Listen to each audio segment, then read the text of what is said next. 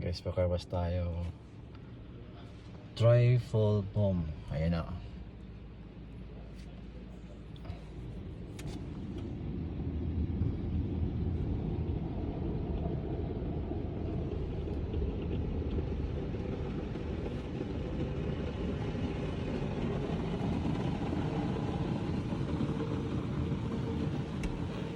£10.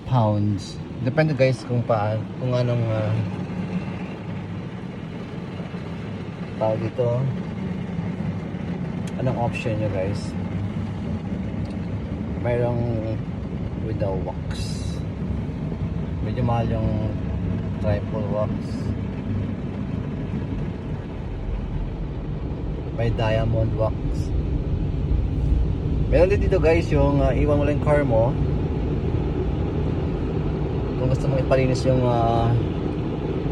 outside at inside. Ayan, bago ka mag-shopping. Ito yung shopping mall, mga supermarket.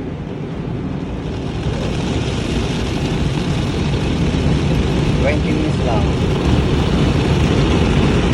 Ayan, tulad yan, ipapasok na dito.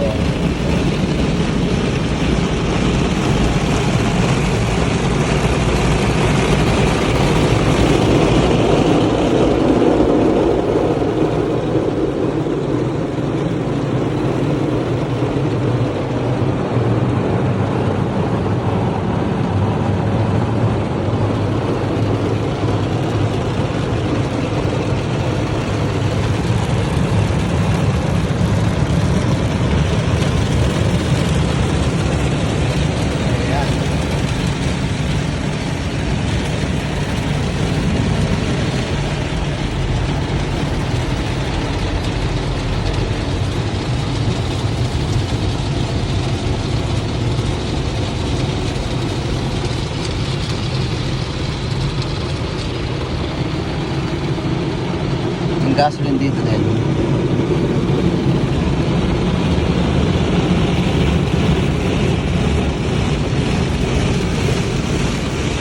So yan, tapos na yung wax.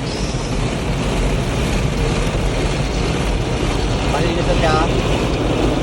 So ito yung part na to, yung dryer naman. Yung dry nila yung car mo, o diba? Ayan ang ginawa ko, triple foam. Ayan, nasa dryer na tayo guys.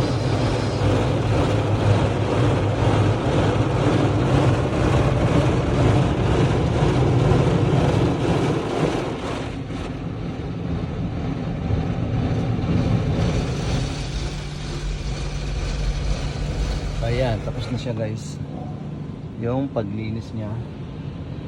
So dito naman tayo guys sa dryer. Ayan, lakas ng kanilang air. Medyo mainit siya. Kaya mapapansin mo yan, marami siyang water outside. Pagpasok mo dito guys,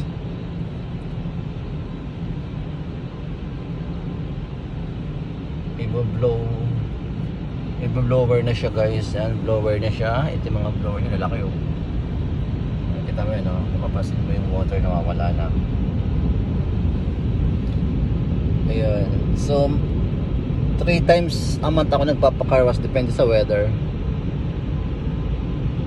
Ayan, mostly twice pag summer lang. Yung package nila dito, yung bali pati loob linisin nila, wawax. Yung mga special kung na ginagamit sa mga leather, 25 pounds. Okay na rin yun. Tapos dadaan na tayo dito guys. So ito yung pinakang last dryer niya. Ayan. Bali yung natitirang mga water, iwa-wipe nitong parang octopus. Tawag na lang octopus. I don't know what they call this. Ayan. Dadaan na siya sa iyong car. And then, there we go. So, naka-off yung engine mo. Bari may conveyor siya sa ilalim. Siya yung nagdadala ng car mo. Nakita mo ang kintab na, di ba? Ang linis ng car natin ulit. And then wait mo lang, kita mo yung out, nasa labas na yan. Yung pinakang nagsasabi na, notice mo guys yan. Yan yung pag nag-green na yan, ibig sabihin tapos na. So mag-start mo na yung engine mo guys. So yun guys, ganun lang kasimple, di ba? 5 minutes lang siguro. Ayan, bago ka pumasok dito guys, spray nila ng foam, tapos yung jet ano nila, water jet, para yung mga dumi, mga putik sa gulong. Ayan, ibig sabihin yung guys, naka green light na tayo. So yun lang, ganun lang ka easy.